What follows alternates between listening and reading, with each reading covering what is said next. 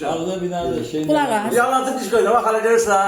Heç mənim üçün yalancıdan da yoxdur. Bax, bura bax, bura bax.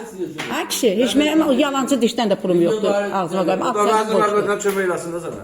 Vəzir niyə kömək edir ki sən? Həmişə bir yerdə Yox, mən sənə deyirəm dividend ver. Bu bölünmədə mənim əleyhimə dedi yazmanız za. Mən. Soya. Ha, Sizə. Bölünmədə Bölünmədə dedi mənim yaz za. Belə ki mən bölünmədə o video çəkildi, sən yanında. Var, o video da var məndə. Yox, o bölünmədə siz tərəf. Ha, olsun da deyilmiyim. Mən də tək qoymuşum. Arkadaş, dividendi tələb eləmək təhdiddir.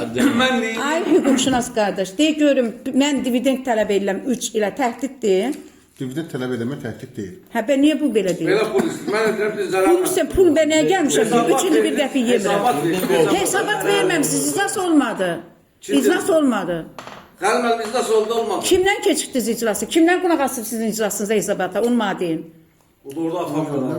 Yunus'u deyirsinizsə Yunus deyir iclas olmadı. Yunus iclas olmadı. Bəli, deyir Yunus olmadı. nə vaxt gəldi? Yunus iclasın axırı gəlib çıxdı. Ha, ay yaxşı yekə kişidən. Axıra haradır? 15 dəqiqədir biz buradayıq. Yunus oradadır. Bir dənə çağır. Yunus! Yunus'u neyirsən? Hay Yunus! Adınız neydi Kemal'e? pul verirlər. Adınız neydi? Kemaləm. Kemal'e hanım. İclasda iştirak etməməyinizdən narazısınız, ha? Əlbəttə ki, hə, mən iclasa gəlmişəm, siz də deyirsiniz iclas bitir. İclasda iştirak eləsəydiniz. 16:00 iclas demişsiniz. Mən bura gələndə 5 dəqiqə işləmişdi. Heç 5 dəqiqə də deyil. Qulaq, nə? İclasda iştirak eləsəydiniz, neyiniz? Əleyhinə səs verəcəydiniz.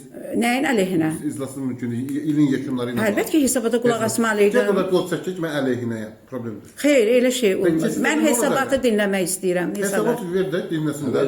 Kağızı gətir, dinləsin. Nədir? Nə qədər İlin yekunları dinləsin. Nə dəyişəcək ki, gəl? Gətirin mənim evisə prospektimi göstərin. Gətirin mənim nizamnaməmi göstərin. Bir halda ki ayrılma eləmisiniz, ayrılmaya verdiyiniz ərazinin evisə prospektini göstərin. Bugünün müzakirəsi deyildi. Abi əsas bu gündür də elə Yox, bugün mən biləni, mən nəyə görə gəlmişəm? İlin yekunlarına dair hesabat idi. ilin hansı yekuna 3 ildir gəlir deyirsiniz orada zərərdir. Müslüm, protokol hazırlığında verərsiniz. Bir də emisiya prospektini. Ərizə yaz versin də götür. Hə, versin. Gəlsə yazıram.